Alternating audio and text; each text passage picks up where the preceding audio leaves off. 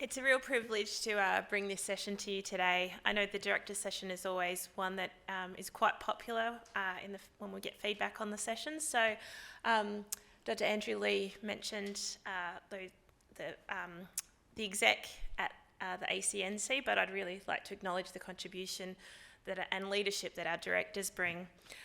Jessica Horry is our Director of Registration, and as you can see, we've got a couple of empty chairs because it's just that season that it's hard to get everyone in the room fit and healthy. But I've got a few notes from Jessica that I'll share, but I'm really delighted to introduce you to Suhanya Mendes, our Director of Legal and Policy, Michelle Cozadinos, our Director of Compliance, Tim Liu, who has the longest job title, I'm just going to have to refer to my notes, Director of Reporting, Red Tape Reduction and ACNC Corporate Services, and probably the contestant for the second longest job title is Rachel Smith, our Director of Advice Services, Education and Public Affairs. So I know that Commissioner Sue Woodward acknowledged some of the guidance and support that we're providing at the ACNC in her opening address, but I'd really like to get your perspectives. What are we doing in the ACNC to continue to provide guidance and support to the sector? Who'd like to answer first? I'll start with that if you like, Tash. So I might just start with just talking a little bit about how we approach the development of our guidance. So we are informed by work undertaken across the ACNC, from advice services to registration to our reporting and compliance work in terms of the content that we need to develop, looking for gaps in guidance. We also pay a lot of attention to requests we get from stakeholders around guidance. And we aimed for all the guidance to be principles-based, consistent with our regulatory approach statement, and also so that it has broad use across the great diversity that we have in the sector. We've also started, Sue mentioned working with other regulators. We've really done a lot more of that in the last 12 to 18 months. We aim to lean on them for subject matter expertise in areas where their work has a significant impact on the sector, but we are not the primary regulators. So examples of that are the Australian Signals Directorate, who provided input into our cybersecurity guidance, and we also recorded a podcast with them, and we took a similar approach with the Privacy Commissioner more recently. And Sue mentioned also the Fair Work Ombudsman. So our first collaboration with them will come out in our newsletter, I think, which is due out next week. And that's just to alert charities about an inquiry they are doing into Disability Support Services compliance with the Fair Work Act. So we're looking for opportunities much more, so almost as if we're operating as a little bit of a clearinghouse where other government departments have content that they think would be pertinent to the sector. Our flagship channel for communicating our guidance and messages from other departments is our monthly newsletter, The Charitable Purpose. If you have not signed up to that, please do, and someone will put a link to how to subscribe to that in Slido, I think. So every charity gets The Charitable Purpose once a month, and individuals can also subscribe separately to that. There's for charities, it's really important to keep your address for service up to date so that you do get that, along with any reminders that we might have about things like when annual information statements are due. And in terms of recent guidance, Sue mentioned the company limited by guarantee templates. We've also done some minor updates to a number of other templates we have, such as I think record keeping is one of them. And so I'd recommend, if you use those templates, that it's probably a good idea to go and refresh the version you have on our website if you haven't done that for a while. We also this week published some new guidance on complex structures, and that's probably about it from me. We also disseminate all that content through social media as well to try and get a bit of a broader brush reach with our new products too. Thanks, Tash. That's fantastic. Thanks, Rachel. Did anyone else want to provide an answer to that one? I'm happy to weigh in from a legal perspective. Good morning, everyone. In the legal team, we have responsibility, I guess, for 3 different types of guidance and education products. Commissioners' interpretation statements, decision impact statements, and we also have some involvement with template documents, which Rachel touched on. Commissioners' interpretation statements are documents where we set out the Commissioner's interpretation of the law in relation to particular legal concepts, such as health promotion charities, the provision of housing, the meaning of the difficult government entity concept. So we discussed the relevant statutory provisions and common law and how the ACNC will apply the Commissioner's interpretation of the law in practice. We are currently revising our CIS on public benevolent institutions following the full federal court decision in the Equality Australia matter, and we hope to publish that soon. The second body of work is decision impact statements. These documents set out our interpretation of litigation to which the Commissioner is a party and how the ACNC will apply the decision in practice. As was discussed yesterday or the day before at the Clans conference, there haven't been as many cases involving the Commissioner as in other jurisdictions, but those that the Commissioner has been a party to, we've published decision impact statements on. We recently published our decision impact statement on the Equality Australia matter, and that was the first time that we had consulted on a draft decision impact statement, which I think was a really useful exercise. And as Sue mentioned, we published our template documents in relation to companies limited by guarantee for their constitutions. So we also have some template documents and model rule documents in order to provide some support to the sector. I should also just acknowledge that external consultation was really critical, or is really critical, to all 3 parts of those types of documents. I know that it can be really difficult to find time in the midst of busy legal practice to make submissions on these sorts of topics, but it is so valuable to us. Many of you in the room and online made the time to make those submissions, and they were very detailed and they were very constructive as well. For example, providing suggestions to us about how to approach issues. That allows us to understand the nature of the submission and critically evaluate them in the context of our regulatory framework and our practical experience working across the sector. So thank you to those of you that have contributed in that way.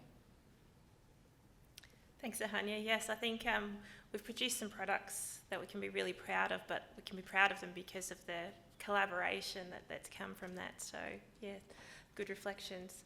Michelle, did you want to provide some insights on that one? No, I'll talk more. Sure. And Tim, you gave me a firm shake of the head. So I might just provide some comments from Jess, who she had a bit of a different lens on this question, which I quite liked, in that we do really focus on the guidance products that we put out there to support charities to get it right.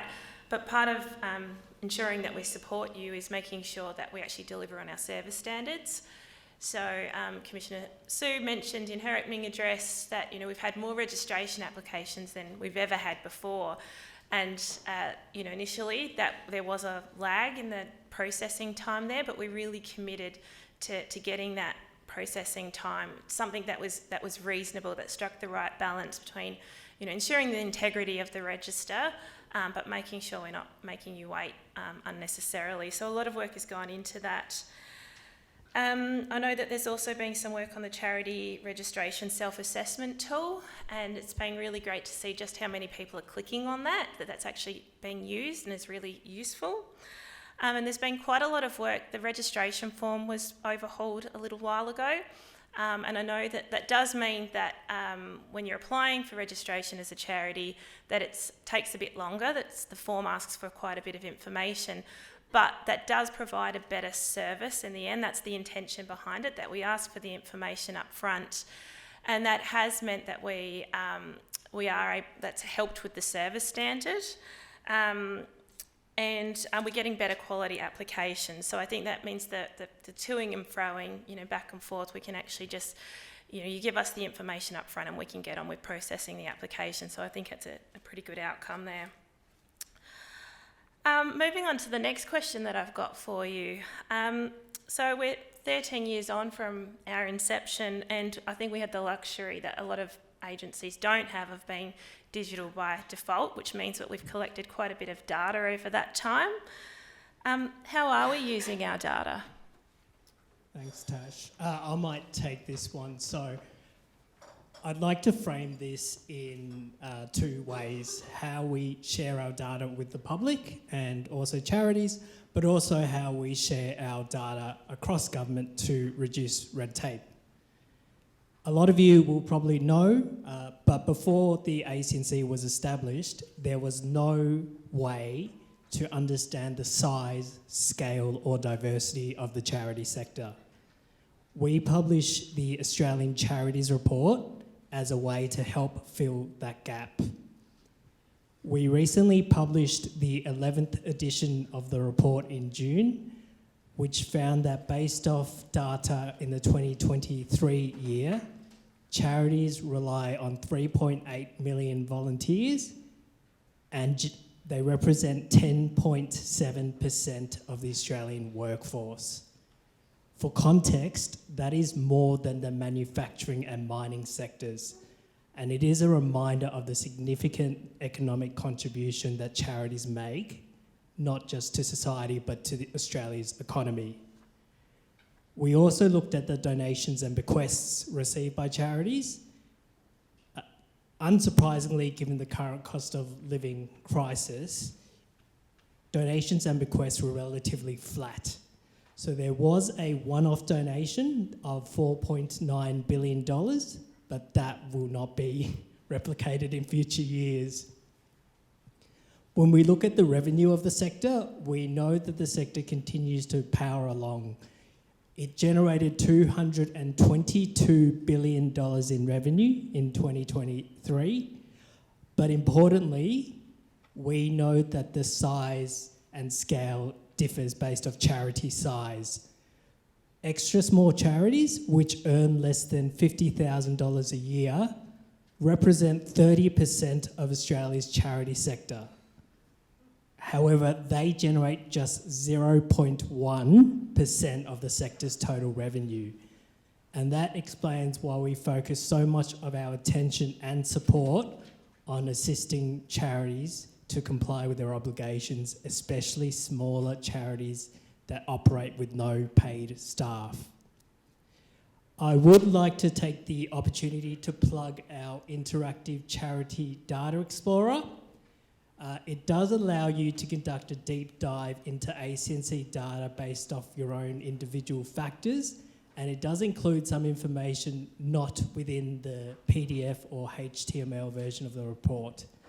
So for example, for academics or researchers, you can filter by charity subtype, charity size, and other matters, for example, whether a charity has deductible gift recipient status. We also are committed to publishing what we call some sub-reports on certain segments of the sector. We are working and finalising our first sub-report, which will be to recognise the contribution that volunteer-run charities play. So when we talk about volunteer-run, we are talking about charities that do not employ any employees, but actually operate purely through volunteers. Moving on to the second element, which is how we share our data across government. What I can definitely say hand on heart is that we embed the use of data in everything we do when working with government. A lot of it won't be seen by you or the public. You know, we have discussions with the government behind closed doors. We'll have discussions about potential policy reform initiatives. But hopefully you can see that where we do publish a submission, you can see that we have embedded our our data throughout that submission. One of the things that we will continue to do is to promote what we call our charity passport, which is our key means of sharing data across government. We do also publish data sets on data.gov.au, and we do know that government and other service providers regularly use that data set.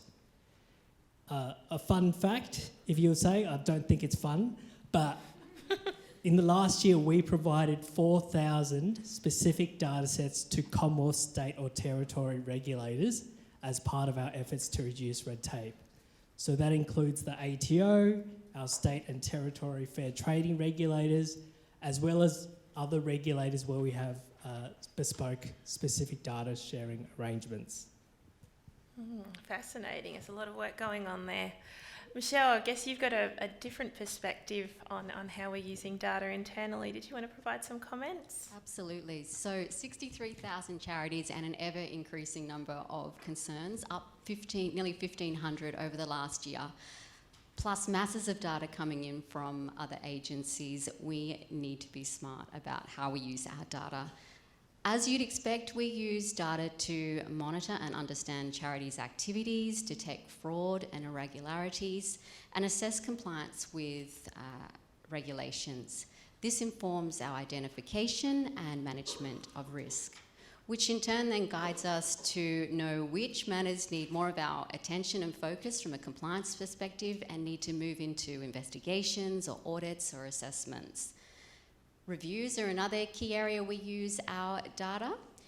We use our data and risk management frameworks to identify cohorts of charities to survey, which will provide us greater understanding of particular topics of interest, complex structures, for example, cyber, safeguarding, and those in turn result in us identifying areas for improved governance.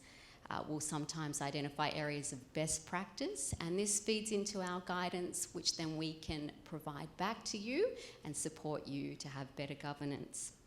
This data-driven approach to compliance helps us build public trust and confidence while also supporting informed decision-making and compliance outcomes. Great, thanks Michelle. Did anyone else want to provide any comments on that one before I open it up? No? I think we've got a bit of time for questions from the audience. I think we're using Slido.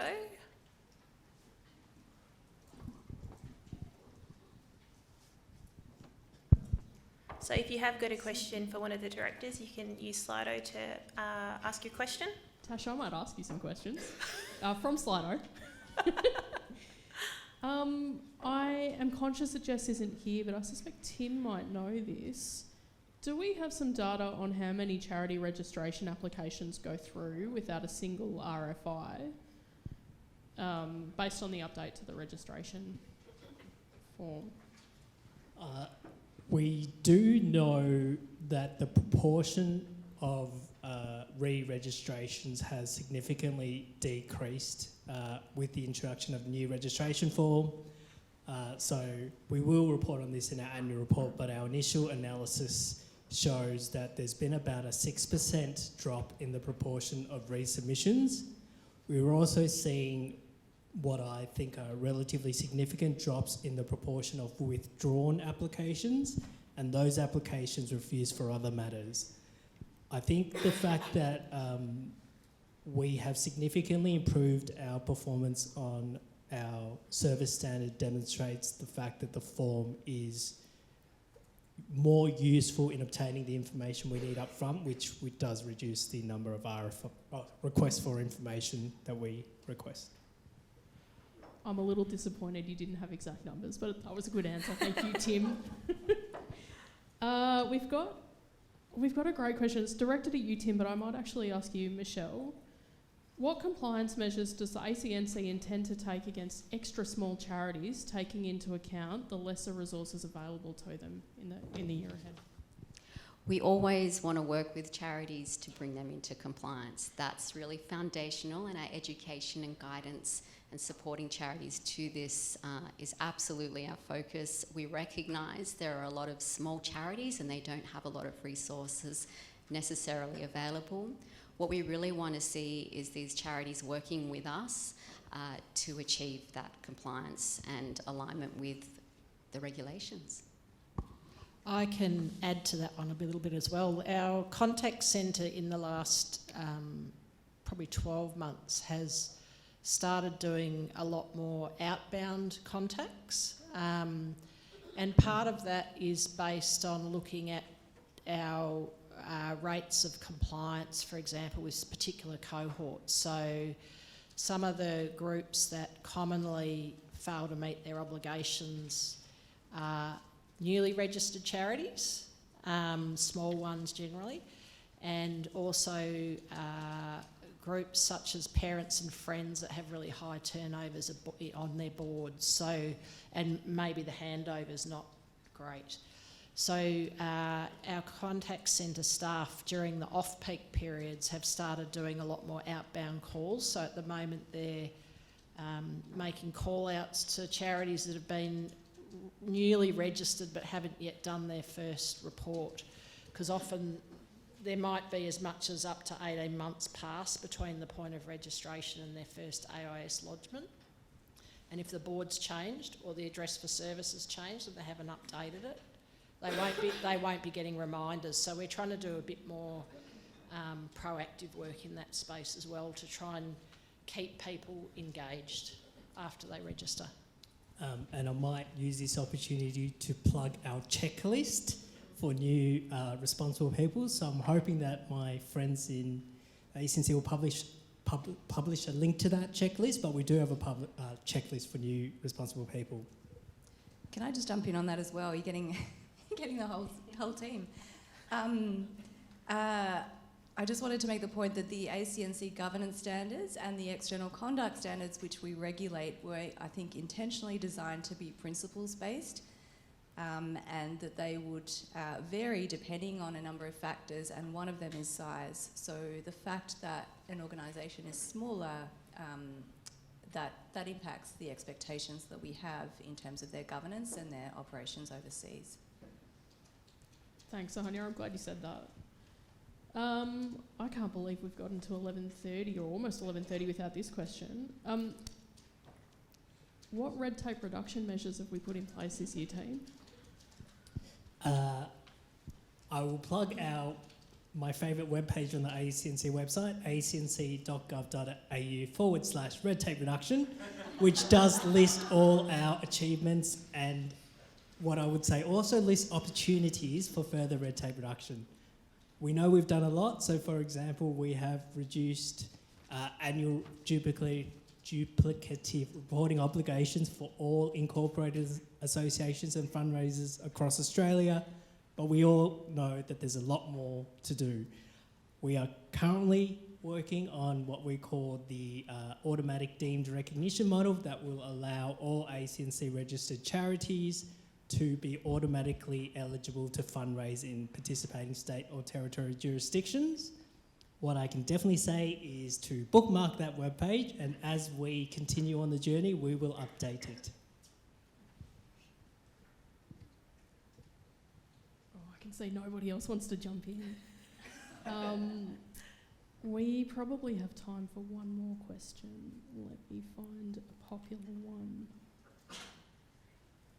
This is a big question. It's too big for 3 minutes, so maybe whistle-stop answers. What are the emerging sector trends that you see in your work as directors on your desk? I think in the engagement we undertake with the sector, so for example, we conducted a non-government school-specific stakeholder engagement. There were key themes about cyber, but there were also specific themes and challenges for that sector, such as, for example, funding arrangements and other things like that. From a compliance perspective, I would say the complexity of our investigations is increasing. A little bit speculative, but I think the changes we're seeing in the contact centre indicate the beginning of generational change on boards, whereby phone calls are going down and website use is going up. I like that. I don't think we have enough time for more questions, so I'm going to annoyingly wrap us up. Tash, thanks so much. Suhanya, Michelle, Tim, Rachel, excellent. Great to have you. Rachel, don't go anywhere because you're hosting our next panel.